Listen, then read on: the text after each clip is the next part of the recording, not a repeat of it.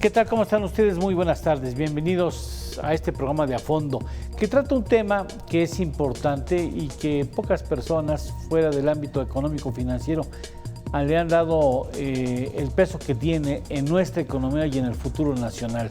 Acaba de desarrollarse una convención más del sistema bancario mexicano con la presencia no solamente del presidente de la República, sino también de los aspirantes o las aspirantes a la presidencia de nuestro país. Y el saldo es positivo, muchos aplausos, mucho interés por conocer los puntos de vista de los aspirantes a la presidencia.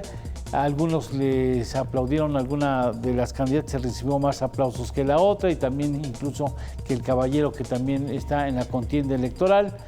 Pero bueno, lo más importante es que hay saldos positivos en la banca. Pero bueno, ¿está en la mejor de las condiciones la banca mexicana o puede aportar más y contribuir mejor a la estabilidad del país que exige y que va a plantear retos muy importantes a partir del 2025, sea el resultado que sea en el proceso electoral?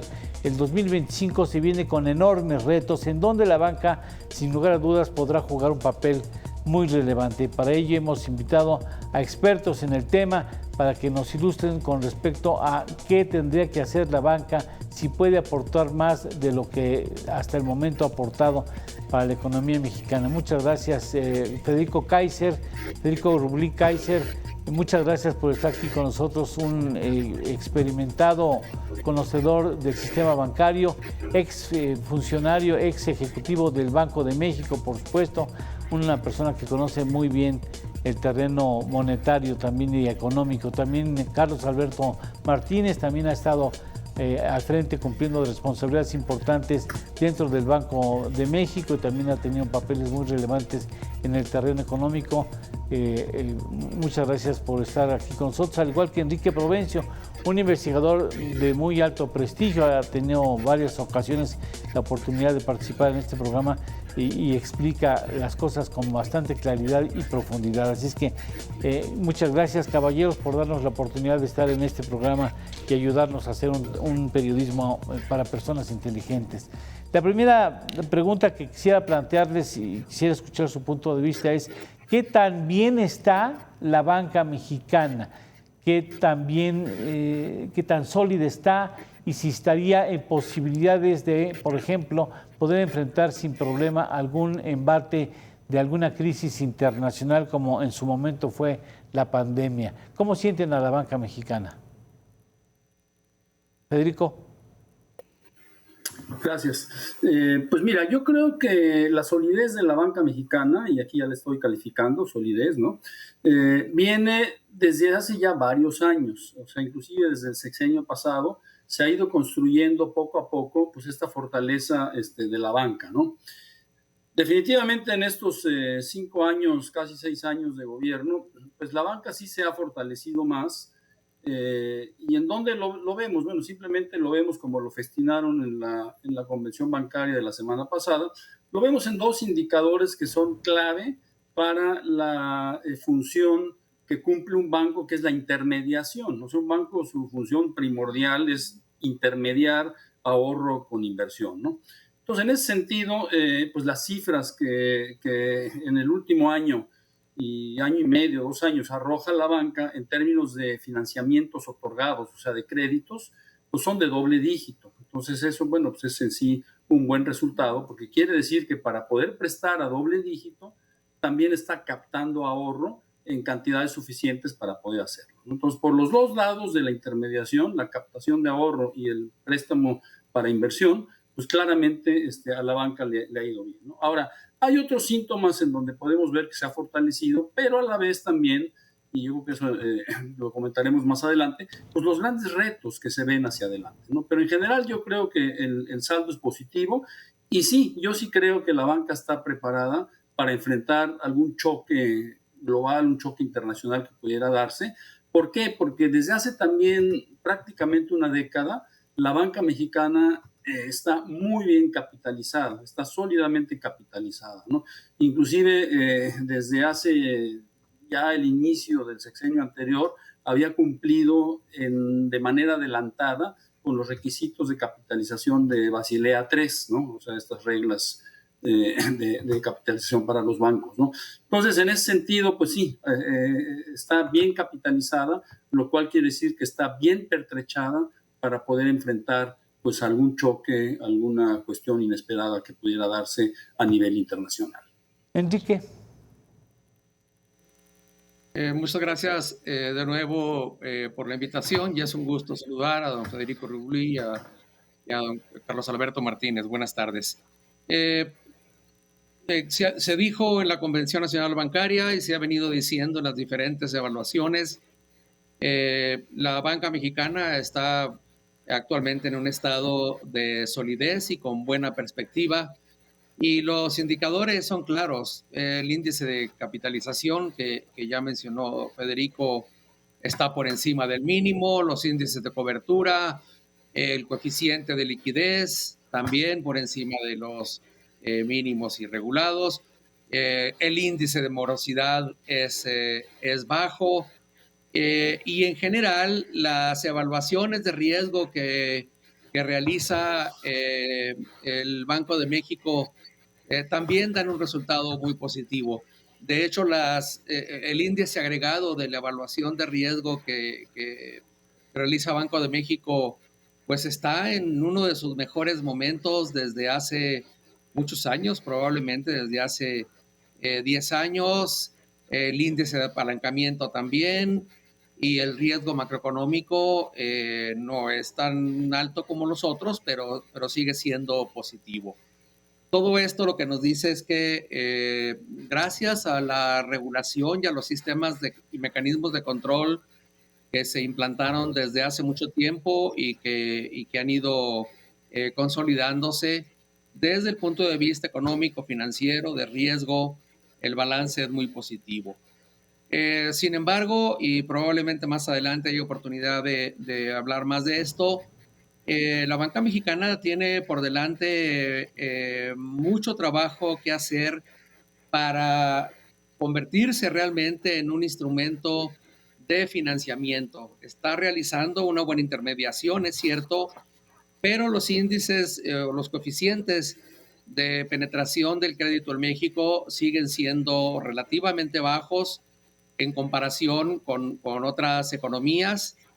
E incluso la recuperación del crédito que hemos visto después de la crisis de la pandemia todavía está por realizarse.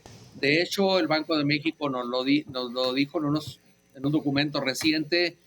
El crédito real que la Banca de México está prestando en la actualidad todavía está por debajo del que teníamos en 2019 y en algunos de sus componentes todavía está por debajo del de 2015.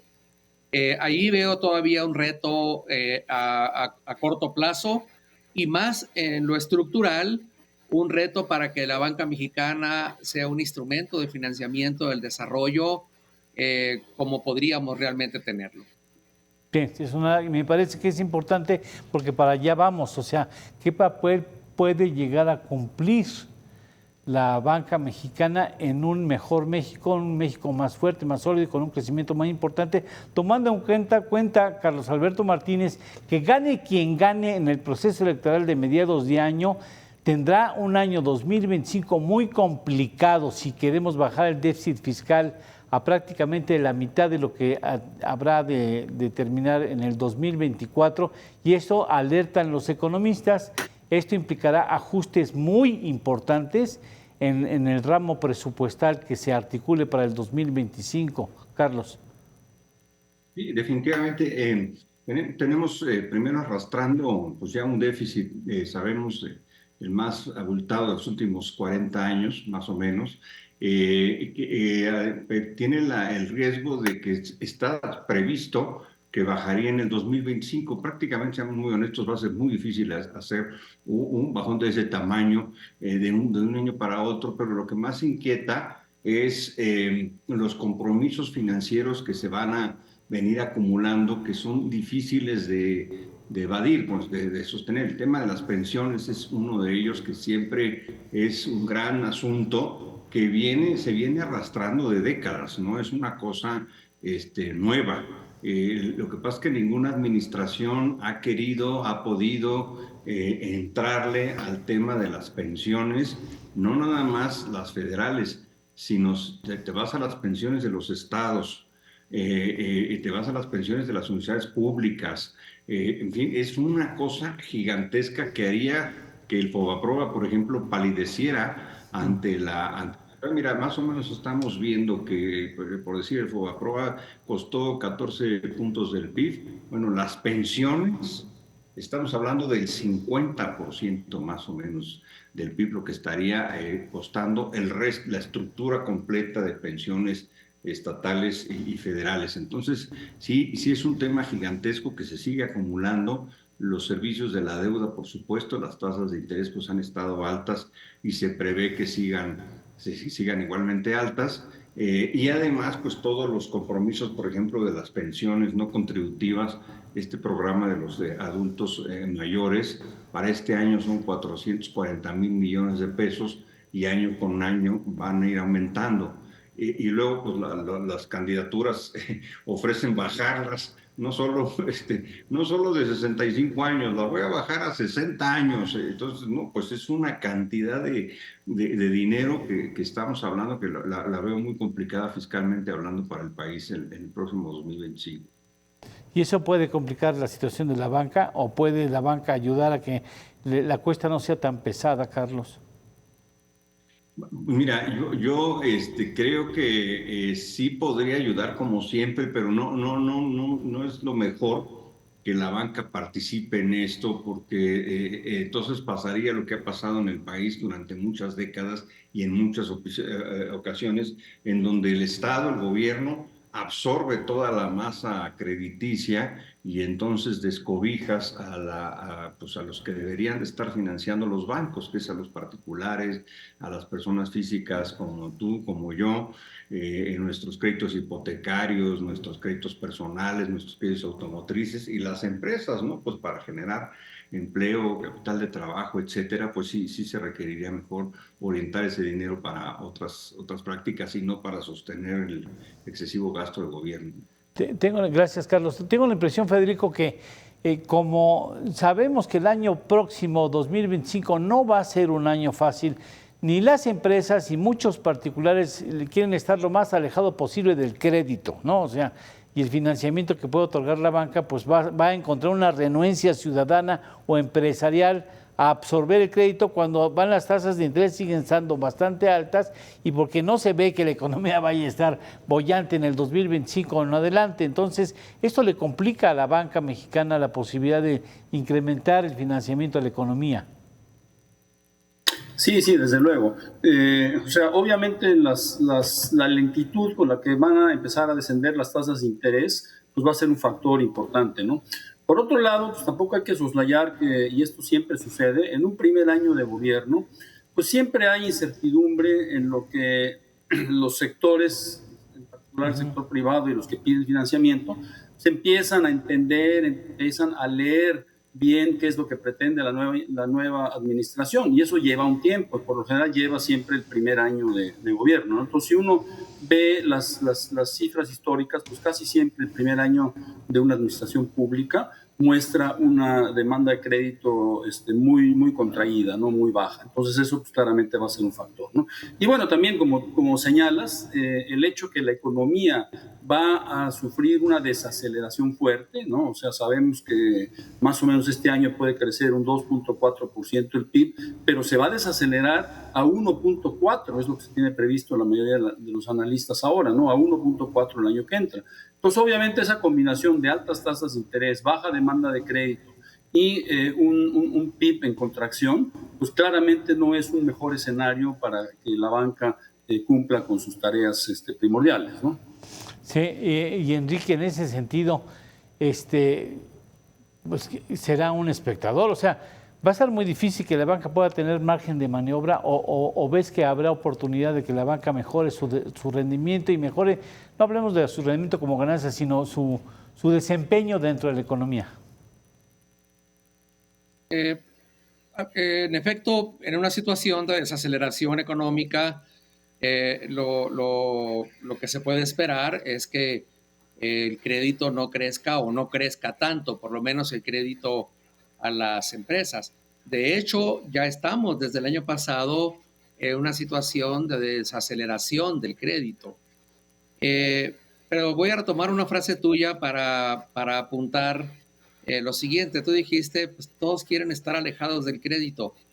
Bueno, el problema de fondo de la economía mexicana es que de por sí muchas empresas, una proporción muy alta de las empresas, no accede regularmente al crédito. No hay que olvidar que finalmente el mecanismo más importante de financiamiento es el crédito a proveedores y apenas menos del 40% de las empresas en México recurren a la banca comercial. Y por tanto hay obstáculos muy de fondo que históricamente han impedido la generalización, el acceso masivo de empresas y personas al crédito en México. Esto es, pues, buena parte de la población que está en la economía informal e igual las microempresas que están en economía informal tienen muy poco acceso al crédito. Y en efecto, y aunque ya haya iniciado el descenso de las tasas de interés, todo apunta que va a continuar ese descenso durante bastante tiempo y que por tanto las tasas de interés van a seguir siendo un obstáculo al acceso al crédito. Pero no es el único obstáculo, Eduardo. Hay factores relacionados pues con las condiciones de acceso al crédito, los colaterales, comisiones, que también tienen todavía un margen de mejora para facilitar el acceso al crédito. Y esos, digo, la encuesta de acceso que levanta Banco de México lo dice permanentemente. Las tasas de interés son un obstáculo, sí, pero también lo son otros factores. Pero repito, hay factores más estructurales que necesitan una política explícita, trabajada entre las autoridades financieras y monetarias junto con la banca. Y aquí incluiría, por supuesto, la banca de desarrollo, que no hemos mencionado y que también tiene mucho margen de mejora para los próximos años. Mira, has mencionado este punto que valdría la pena que después de una pausa lo pudiéramos abordar. Inconcebible en un gobierno que se acepta decir o catalogar como de izquierda que haya desaprovechado la oportunidad que le ofrecía la banca de desarrollo en varios rubros de la economía e incluso haya desaparecido prácticamente alguna de ellas, en lugar de apoyarse en la banca de desarrollo para establecer una mejor economía. Bueno, de ese asunto hablaremos después de una pausa, si me lo permiten.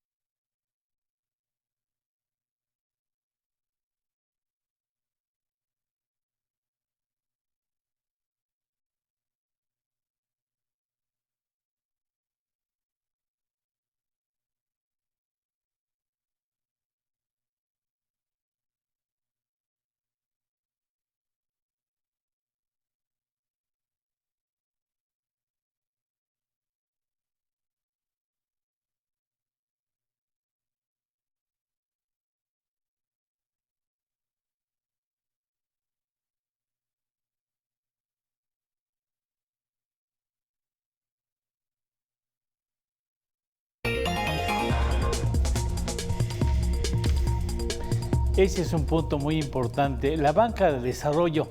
¿Por qué creen ustedes que desaprovechó el gobierno la oportunidad de apoyarse en la banca de desarrollo para poder activar o reactivar o fortalecer algunos rubros del desempeño económico del país? ¿Por qué el presidente le dio la espalda a esa herramienta fundamental para la economía mexicana, Federico? Pues mira, es difícil entender por qué. Yo me lo he estado preguntando todos estos años de la administración del presidente López Obrador, por qué lo hizo, ¿no? Porque realmente pues la banca de desarrollo cumple unas funciones muy específicas y de apoyo al desarrollo, por eso se llama banca de desarrollo, ¿no? Entonces yo no entiendo por qué realmente, no sé si fue por cuestión de austeridad o qué fue lo que realmente pensó.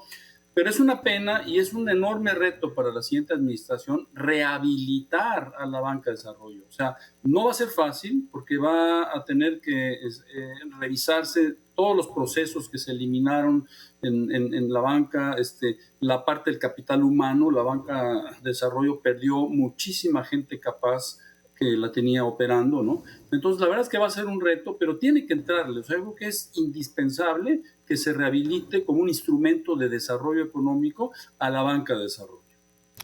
Si seguimos los planteamientos que al menos manifiestan públicamente, si ganara Claudia Sheinbaum una política de continuidad, pues no veo que la banca de desarrollo pudiera tener un papel relevante, porque no lo ha tenido en esta administración. ¿Qué pudieras tú sugerir, Carlos, al equipo que está cerca de Claudia, si tuvieras la oportunidad de estar cerca de ella y decirle, candidata, en caso de que usted resulte ganadora, en cuanto a la banca de desarrollo, yo recomendaría tal y tal cosa? ¿Cuál sería tu planteamiento así, a grosso modo?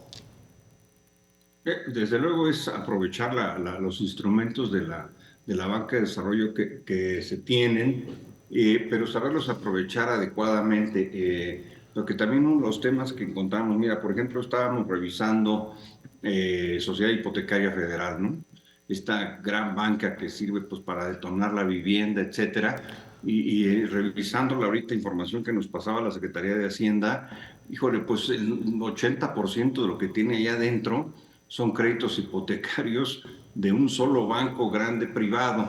Entonces, lo que no está bien es que la banca de desarrollo sirva para apoyar, no sé, pérdidas de bancos que no supieron hacer bien las cosas, que no entregaron créditos hipotecarios adecuadamente, etcétera. No podemos estar comprando esas carteras. Sí. Nada más, porque entonces no es el fin de la banca de desarrollo, ¿no? El fin de la banca de desarrollo pues es atender segmentos que la banca tradicional no atiende o que sería muy costoso para el usuario tomarlos de la banca privada, ¿no? Entonces, por eso pues, el apalancamiento, las garantías, etcétera, que podemos observar pues, en bancos de segundo piso. Pero sí, no está bien, no está correctamente llevado. Mira, por ejemplo, Nacional Financiera, que me gustó, siempre me ha gustado, pues antes era una mesota de dinero, esa es la verdad, ¿no? Y realmente me cuesta mucho trabajo entender que hace años que no veo a esta banca apoyando de veras a la pequeña y mediana empresa. No ha sido ese el caso. Y también te diría, por ejemplo, hacer más, sí aprovecharla, pero hacer más fácil el otorgamiento de crédito. Nos encontramos con casos, por ejemplo, de personas que quieren pedir crédito 10 millones de pesos, 15 millones de pesos, pequeñas empresas, y les piden estados financieros, etcétera. Casi les piden 2 millones de pesos para entregar la información que quiere Nacional Financiera, ¿no? Necesito tu estado de cuenta auditado por un despacho que cobra en dólares. No, bueno, pues es que, maestro, entonces, no, ¿para qué te estoy pidiendo 10 millones de pesos? ¿No? Entonces, también agilizar los procesos sería muy interesante, porque entonces lo que estamos haciendo es que la banca de desarrollo financia a los grandes y los hace a veces les atrofia sus capacidades propias de su negocio, de prestar. Pues siempre te digo esto, este caso de la cartera de crédito de uno de los bancos más grandes del país, o el banco más grande del país, me pareció fuera de lógica, ¿no? Que estuviera la panza, el 90, el 80% de su sociedad hipotecaria es este banco, ¿no? Esa parte pues es la que ha estado incorrecta. Ahora, en función de lo que dices, Carlos, Enrique, si quisiera prestar el banco, un banco de desarrollo, por ejemplo, a las pymes, el sector industrial, por ejemplo, sector secundario, pues presumiblemente tendría que haber un plan nacional de desarrollo industrial, o sea, un plan rector que establezca los parámetros, los lineamientos, el rumbo, los sectores, y en función de ese plan, bueno, el Banco de Desarrollo lo que hace precisamente es fijar las baterías en aquellos renglones en donde hay un énfasis estratégico ya marcado por el plan mismo, y tampoco hemos desarrollado un plan de fomento industrial. Efectivamente, Eduardo. Antes de referirme al punto que acabas de tocar, quiero mencionar que uno de los, que Banobras, que está en el conjunto de la banca de desarrollo, para los próximos años puede jugar un rol muy importante. El estado de la infraestructura en los municipios, en las ciudades mexicanas, está realmente en un estado penoso.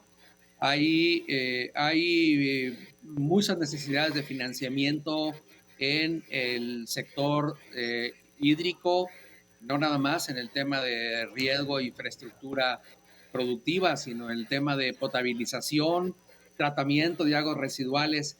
Y esto lo pongo como ejemplo para enfatizar la idea de que por el lado del desarrollo de la infraestructura, los próximos años, Banobras y en general la banca de desarrollo puede jugar un papel muy importante. Y si nos tomamos en serio facilitar las cosas para que realmente haya nearshoring los próximos años, pues uno de los grandes obstáculos que hay para la atracción de inversiones tiene relación con la infraestructura en los estados, en las zonas metropolitanas y ciudades que son las más viables para atraer inversiones, pero también en los estados y ciudades de la zona, de las regiones sur y sureste del país que necesitan mejorar sus condiciones de infraestructura urbana. Eso por el lado de un área que está a la espera de grandes inversiones para para recuperarse después de un periodo muy largo con baja inversión. Y por el otro lado, lo que tú estabas diciendo, en efecto, necesitamos un plan o un programa muy concreto, muy orientado al estímulo de grandes áreas que en los próximos años van a necesitar mucha inversión. A ver, menciono, por ejemplo, si vamos a entrar en serio en un programa de transición energética al que las y el candidato se han referido intensamente y la doctora Sheinbaum aún más, la transición energética va a necesitar mecanismos de financiamiento más ágil, algunos más creativos y novedosos que los que tenemos. No solamente para la producción de energía con la fotovoltaica, por ejemplo, u otras formas de energía distribuida, para el calentamiento de agua en los hogares, para la cogeneración, para bombas de calor. Todo eso puede hacerse con mecanismos de financiamiento en los que entre banca de desarrollo, con el aval y con la regulación flexibilizada por parte de Comisión Federal de Electricidad, por ejemplo. Pero también se abrirán otras oportunidades en el transporte urbano, por ejemplo. Si nos vamos a ir en serio con un programa de transporte urbano de pasajeros que no sea de diésel ni de los combustibles fósiles, sino que sea por ejemplo, que sean eléctricos o que por lo menos sean híbridos, o que ya en este caso sean de hidrógeno. Todo eso va a requerir mecanismos de financiamiento para reforzar cadenas productivas en el país y para estimular el crecimiento de esos sectores. Estos dos ejemplos que estoy poniendo pueden multiplicarse por N, porque hay muchas oportunidades donde la banca de inversión, pero también la banca comercial, por cierto.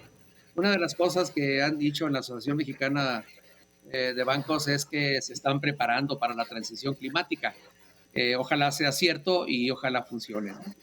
Bueno, ya que lo mencionas, Federico, siempre ha habido, o bueno, al menos nosotros como periodistas notábamos que existía un celo entre la banca privada y la banca de desarrollo. Y después, en los últimos, a partir de la transición de la llegada de Vicente Fox hasta la fecha, ese celo, que incluso era pues, quizás hasta natural entre la banca pública y la privada, la banca de desarrollo y la banca comercial, se ha ido diluyendo porque quizás porque ya no ven a la banca de desarrollo, ¿no? Ya ni muchos banqueros van a decir, ¿y eso qué será de la banca de desarrollo? Pero si queremos atender toda esta necesidad de financiamiento que requiere la economía, gane quien gane en el proceso electoral que viene en las pocas semanas más, se necesitará de que tanto la banca de desarrollo como la banca comercial trabajen coordinadamente en favor del financiamiento que va a requerir la economía para atender muchos sectores que ya ha mencionado la mayor parte de ellos Enrique Provencio. Sí, sí, desde luego. O sea, no hay que ver esto como que son competidores. O sea, en ningún momento la banca comercial y la banca de desarrollo deben ser competidores. Deben de ser complementarios, se deben claro. de complementar en lo que es la estrategia de desarrollo para el país, ¿no? Entonces yo así lo veo y así fue concebida la banca de desarrollo, ¿no? O sea, no fue concebida para competir y hacer cosas que hace la banca comercial y al revés, pues no, tampoco, ¿no? Nada más sobre esta discusión de la banca de desarrollo también me gustaría nada más agregar una precisión, porque muchos creen que el Banco del Bienestar es banca de desarrollo y es muy dinámico y tiene no sé cuántas miles de sucursales y atiende, tiene muchos recursos, etcétera. El problema es que el Banco del Bienestar no es una banca de desarrollo como tal, la tiene clasificada como banca de desarrollo, pero no es una banca de desarrollo. O sea, realmente el Banco del Bienestar es el agente bancario del gobierno. O sea, es donde se manejan y se depositan y se dispersan los programas sociales y, bueno, toda una serie de cosas que le han dado al Banco del Bienestar, pero que está muy alejado de lo que sería, digamos, la vocación de ser una banca popular, digamos, de desarrollo, que pudiera hacerlo, que pudiera llenar ese hueco, ¿no? Que era como lo que era antes el antecesor de la banca de desarrollo, del Banco del Bienestar, ¿no? Venía precisamente de eso, ¿no? Entonces sí, eso hay que aclararlo, porque si no la gente dice, bueno, pues la banca de desarrollo tiene una gran presencia, porque pues ahí está el Banco del Bienestar, pero no es así, ¿no? Qué bueno que lo manifiestes de esa manera, ¿no? Porque también eso se presta a pensar muchas cosas que ahora que vienen las pensiones, Carlos, muchos le van a pedir milagros a quien no deben, le están rezando a quien no deben, esperando que venga un milagro que no va a llegar. Sí, totalmente de acuerdo. Fíjate que yo lo que creo que es en términos de, pues más del crédito y todo esto, quisiera yo comentar que en México necesitamos una mayor cultura de crédito, pero por cultura de crédito me refiero a los bancos, al gobierno, a la banca de desarrollo, pero también a los usuarios. En infinidad de ocasiones, y yo creo que también mis colegas en la mesa seguramente se han de haber encontrado decenas de empresarios que dicen, yo no debo nada, yo no debo nada, a mí no me gusta pedir prestado, yo la empresa la tengo así, y yo me quedo así como pensando, digo, pero ¿por qué lo dirán con tanto orgullo, como que es un mérito para ellos no deber ni un centavo?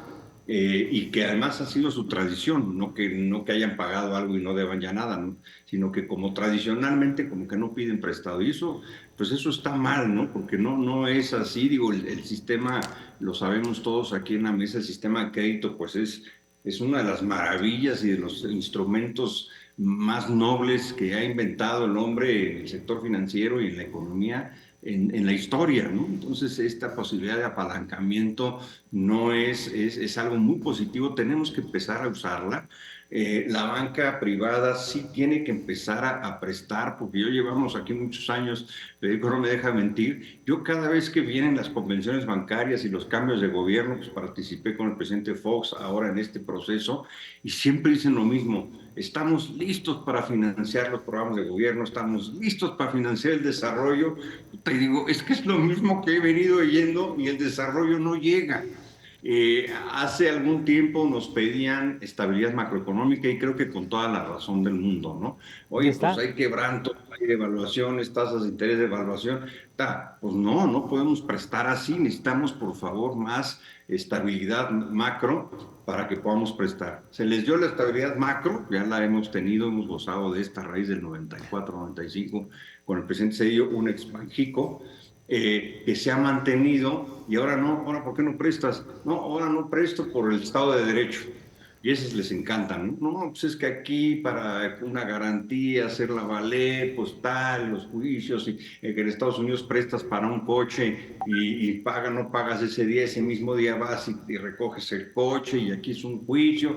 Entonces, siempre son pretextos, sí tengo que decirlo, quiero mucho al sector, pero la banca en México hace años que no participa en el desarrollo del país. Esa es la verdad. Y el país, con el nearshoring que están diciendo nuestros colegas, necesita la potencia del Estado, necesita la potencia del sector bancario muy vigoroso, la potencia de la banca de desarrollo, porque de lo contrario, las carretadas de dinero que se requieren para eso, una transición energética, infraestructura, logística, puertos, naves industriales, etcétera, sí se va a necesitar carretadas de dinero, que es importante que la banca sea uno de estos proveedores de recursos que hace tiempo que no los veo realmente. Bueno, entonces me parece claro como para ir orientando el programa a las conclusiones. Se sabe que la banca en México es una banca fuerte, ya no tratamos sobre su aspecto nacional, si es nacional o extranjera, pero bueno, finalmente olvidémonos ese capítulo. Es una banca fuerte que ha hecho bien las cosas, que se ha consolidado en el transcurso del tiempo y que puede jugar un papel mucho más importante en apuntalar las condiciones que permitan que la economía mexicana, que el país crezca de manera mucho más sólida. Y para eso requiere una serie de condiciones que ustedes pueden referir si así lo desean. Pero por lo pronto, si estamos en eso, ¿cuál sería, digamos, una de las conclusiones, sin que sea la última vez que tomas uso de la palabra, Enrique? ¿Cuál serían algunas de las cuestiones que te parecen importantes que se haga para que la banca pueda contribuir de mejor manera al crecimiento del país? Gracias nuevamente, Eduardo. Primero, coincido plenamente. La banca está en un buen momento, la banca cumple con todos los requisitos de estabilidad y seguridad, pero está muy lejos de lograr su rol, su papel de intermediación y elevar el coeficiente de penetración del crédito. Parte del problema es general, nuestro coeficiente de profundización financiera es muy bajo, pero también hay que decir que esa cultura de evitar el crédito, pues es una cultura propia más bien de economías no desarrolladas. A México nos ha llevado todo lo que va del siglo superar el trauma de la crisis de 1995. Y de hecho, pues el crecimiento del crédito como proporción del Producto Interno Bruto empezó allá como por el 2001, 2002, y estamos muy por debajo del nivel que en otras épocas tuvimos en la economía mexicana. Claro que el nivel de 1994 no era muy sano porque había muchos problemas entonces, pero todavía ese era un nivel relativamente bajo. ¿Y cuáles mecanismos podríamos aplicar? Primero, menciono nuevamente la banca de desarrollo, porque ahí eso dependerá de la voluntad política que se tenga para que con criterios profesionales se impulse este sector financiero de México. Yo diría, ese es el primero, hay que tomárselo muy en serio en el próximo gobierno, junto con las políticas de desarrollo industrial y de desarrollo de la infraestructura. Segundo, una de las razones por las cuales el acceso al crédito bancario de la banca comercial es bajo, pues es el asunto de las garantías. Y creo que ahí hay también una oportunidad para desarrollar mecanismos de apoyo del estilo de los fondos de garantía que se tienen en otros países, que ayude sobre todo a los sectores medios de empresas. Tercero, sí hay mucho que hacer por el lado de la educación financiera, por el lado de la cultura, no nada más bancaria, sino de protección financiera entre los usuarios. Y cuarto, pues está avanzando mucho la penetración de las nuevas tecnologías en la banca. En otros países, el uso masivo de nuevas tecnologías y formas de pago ha ayudado mucho al acercamiento de los sectores de menos ingresos a la banca, y en eso todavía tenemos mucho por hacer en México también. Muchas gracias. Eso es lo que yo diría. Muchas gracias, Enrique. Carlos, de tu parte. Mira, una de las cosas, esto que decías de la cuestión digital, fundamental hacia adelante, estaba observando aquí la estadística, Brasil tiene 771 fintech. Digamos, esto es para darnos una idea de lo que podrías darse hacia adelante en términos de los medios y los instrumentos financieros digitales. Pero sí me parece que es importante ya de una buena vez avanzar en la penetración del crédito, que bien decía Enrique, está todavía muy bajo. Algo tenemos que hacer también con la economía informal, que por lo mismo es altísima, 60% de la economía de México es informal, y si te vas al sureste es del 80%. Entonces es muy difícil que un banco pues preste a la economía informal, porque difícilmente puede tener acceso a sus estados financieros, no sé, a sus ventas, sus gastos, sus ingresos, etcétera. Entonces también en la misma informalidad de nuestra economía en su mayoría limita mucho la capacidad que los bancos tienen para prestar. Y siendo honestos, pues, ¿cómo lo van a hacer así, no? Eso sí lo entiendo. Entonces, pues la parte de movernos hacia la formalidad creo que sería un elemento sustancial para que mayor población tenga acceso al crédito. De lo contrario, vamos a seguir como hasta ahora. El crédito en México nada más es para grandes esferas, ¿no? Digamos, en general es para las grandes empresas o las empresas formales, que son menos, la gente que tiene un ingreso comprobable, etcétera. Entonces, nosotros mismos estamos limitando a la banca. Ellos un poquito temerosos o prudenciales, como quieran llamarlo, o ambas cosas, y luego por el otro lado les ofreces un mercado informal en su mayoría, pues entonces este país no está aprovechando adecuadamente la capacidad digamos, la generosidad que el crédito tiene para cualquier economía y cualquier persona. Federico. Sí, mira, ha sido muy importante lo que señalaron tanto Enrique como Carlos de esta área de oportunidad o este espacio de oportunidad que se abre con todo lo que es la banca digital, los procesos automáticos, digitales, etcétera, ¿no?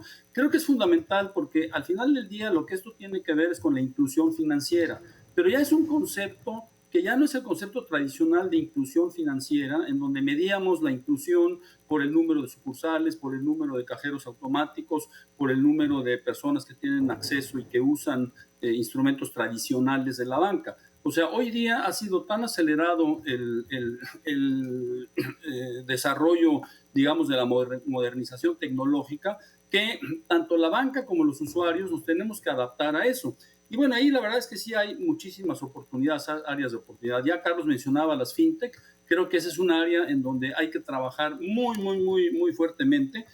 Solamente hay 74 fintechs autorizadas en México, de las cuales solamente 54 están operando. Entonces, bueno, ahí claramente hay un área de oportunidad muy grande, ¿no? Y también tiene que ser con una debida regulación, porque la regulación de las fintech se estableció en el año 2018, pero sigue perfeccionándose, o sea, sigue en discusión entre el Banco de México y la Comisión Nacional Bancaria de Valores cómo afinar pues, esa ley fintech, ¿no? Luego está, pues desde luego, todo lo que es este desarrollo ya de la banca digital. O sea, ya tenemos en México prácticamente 3 bancos que son 100% digitales. Son subsidiarias de los grandes bancos, pero operan de manera independiente, ¿no? Sí. O sea, el más conocido fue el primero, que es Bineo, que está vinculado a Banorte, ¿no? Pero ahí en la banca digital, pues hay otra área que es pues, realmente muy explotable para la inclusión financiera. Y todo lo de la inclusión financiera finalmente tiene también que desembocar en un funcionamiento mucho más ágil y mucho más directo de lo que es el área de las finanzas populares, o sea, todo lo que se conocen estas como las SOFIPOS, las SOFOMES, las SOCAPs, todas esas instituciones que aparentemente son pequeñas, y sí lo son porque el total de activos que manejan estas entidades que se conocen como de banca popular es un poquito más del 4% de los activos totales que maneja el sistema. Pero no, o sea, lo que importa es la oportunidad y también algo que señalaba Carlos, la manera de incorporar a los informales a un tipo de banca. Entonces ahí es donde pueden encontrar obviamente un canal que es muy importante, ¿no? Y bueno, termino con dos cosas que son fundamentales. La ciberseguridad, o sea, con el avance tecnológico viene obviamente los riesgos de seguridad. Entonces, no deben de escatimar gastos los bancos en todas las herramientas de mejora y de vigilancia para evitar ataques cibernéticos, ¿no? O sea, la ciberseguridad es fundamental, ¿no? Y aunado con esto, pues está también la gran oportunidad, que ya muchos bancos están empezando a aplicarlo, la gran oportunidad que brinda la inteligencia artificial. Y a muchos bancos aquí en México están empezando a estudiar qué tipo de procesos, bancos de datos, servicios al cliente pueden hacerlo con el auxiliar de la inteligencia artificial. Entonces es una herramienta muy útil que hay que hacerla, ¿no? Pero por último sí hay que señalar que todas estas oportunidades, todas estas espacios que hay para mejorar la inclusión financiera, para que tengamos una banca mucho más ágil gracias a los avances digitales, a los avances tecnológicos, todo esto requiere de una labor del regulador, en este caso de la Comisión Nacional Bancaria y de Valores, que tiene que ser muy, muy estricto y tiene que ir a la par con estos avances, ¿no?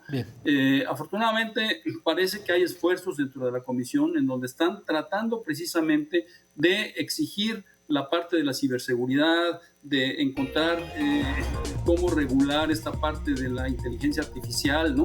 O sea, para evitar mayores riesgos dentro del sistema, etcétera, ¿no? Entonces, es fundamental el papel del regulador y que vaya de la mano, ¿no? O sea, el regulador tiene que ir de la mano de los regulados en todos estos desarrollos tecnológicos de modernización para el usuario, ¿no? Muchas gracias, Federico. Hemos terminado justo a tiempo. Gracias, Federico. Aprecio mucho tu tiempo y tu participación. Enrique Provencio, muchísimas gracias. Carlos Alberto Martínez. Caballeros, muchas gracias. Muy buen programa. Les agradecemos su colaboración y hasta pronto. Muchas gracias. Nosotros nos vamos. Siga bien informado aquí en PSTV. Regresamos. Gracias.